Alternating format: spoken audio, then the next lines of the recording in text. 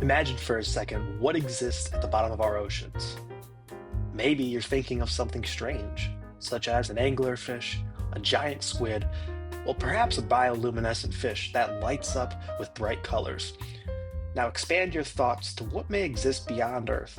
Do you think there's other life forms in our galaxy?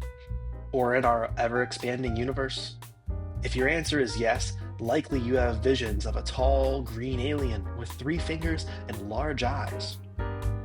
Now, one day, we may know the answer and have a good laugh about what we used to believe about unknown life forms. We have examples of this in our own history, including today's story about Lewis and Clark. In 1797, before Lewis and Clark began their expedition, Thomas Jefferson brought mysterious bones to the American Philosophical Society. They seemed to belong to a large predator, but Jefferson wasn't sold on what they were exactly. In a conversation with a man named David Rittenhouse, Jefferson said, quote, "They found some of the bones of an animal of the family of the lion, tiger, and panther, but as preeminent over the lion in size as the mammoth is over the elephant." This interaction explains the state of American knowledge of the West prior to Lewis and Clark. Before Meriwether Lewis trekked the frontier, he had been involved in the United States military. In 1794, he served in a Virginia militia to end the Whiskey Rebellion, and he fought in Northwest Ohio at the Battle of Fallen Timbers. By 1801, he had been promoted to the rank of captain and served as an aide under Thomas Jefferson. In 1803, the French Emperor Napoleon Bonaparte looked to sell the French territory known as Louisiana. While Jefferson was mainly interested in the city of New Orleans, he jumped on the opportunity and purchased the entirety of the territory. Jefferson was hopeful that the mythical Northwest Passage, a waterway which would lead to the Pacific Ocean, would be revealed. He decided that none other than the 27-year-old Meriwether Lewis would be the one to lead an expedition into this newly acquired land. Accompanying Lewis would be Captain William Clark. Together, Lewis and Clark would lead the Corps of Discovery on their journey with three goals: map out the land, document plants and animals, and establish relations with the people they met. From this point, Lewis and Clark began recruiting members into their corps.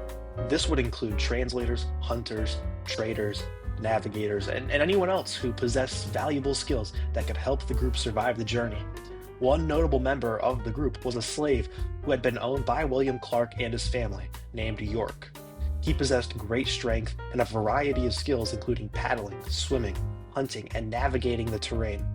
York's story of risking his life for the hope of freedom will mirror the plight for many African Americans in the following decades and centuries. Whether it's the Civil War, World War I, or any other American conflict, African Americans fought valiantly to prove they were just as worthy of freedom as white Americans. Lewis and Clark departed with their Corps of Discovery from St. Louis in the spring of 1804. The crew journeyed up the Missouri River with an end goal of finding a waterway that would lead to the Pacific Ocean. Along the journey, Lewis and Clark would encounter various American Indian tribes, Europeans, and Canadians. For the most part, these encounters were relatively harmless. Famously, a young Shoshone woman named Sacagawea helped the Corps reach the Pacific Ocean. She was even reunited with her brother Kamehameha after having been kidnapped earlier in life. However, peaceful interactions were not guaranteed. In one instance, two Blackfeet Indian teenagers were shot and killed by Private Reuben Field and Meriwether Lewis. The Blackfeet teens had been communicating with George Droulard, an interpreter for the group. Relations soured when Droulard mentioned the Corps had been in communications with the Nez Perce, Shoshone, and Flathead Indians. All of those tribes were enemies of the Blackfeet. The next morning, the Blackfeet teens tried taking some of their resources for conspiring with their enemies. Field alerted the group and stabbed one teen, while Lewis chased the other teen and shot him. Another interesting story about this journey comes from a Frenchman named Pedro or Pierre Vial. Vial had been an explorer hired by the Spanish to hunt down the Corps. Spain viewed the western part of North America as Spanish lands, which Lewis and Clark were encroaching on. In a series of fortunate or unfortunate events, depending on your viewpoint, Vial and his forces were always one step behind and never tracked down the Corps. Ironically, After their journey, Lewis, who was now the governor of the Louisiana Territory, provided Old Vial with a hunting license to trap game along the Missouri River. After reaching the Pacific Ocean, Lewis and Clark were not able to find a Northwest Passage.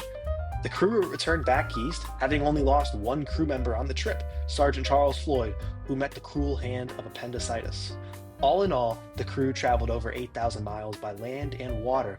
They hiked through mountains, traveled across prairies, and navigated waterways. Heading into this journey, the West was sometimes referred to as the Great American Desert, empty of life, resources, or anything of value in the eyes of the Americans.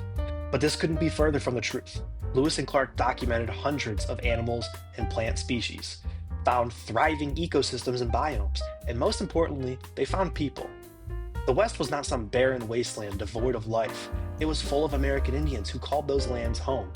Over the course of American history, we will see Americans pushing further and further west in the name of manifest destiny, much to the chagrin of the people who were already living there. Often portrayed as a momentous event with nothing but benefits, it's valuable to consider how this journey impacted people then and for many years to come. Regardless, one thing is for certain: Lewis and Clark would forever change the landscape of America and the West as we know it.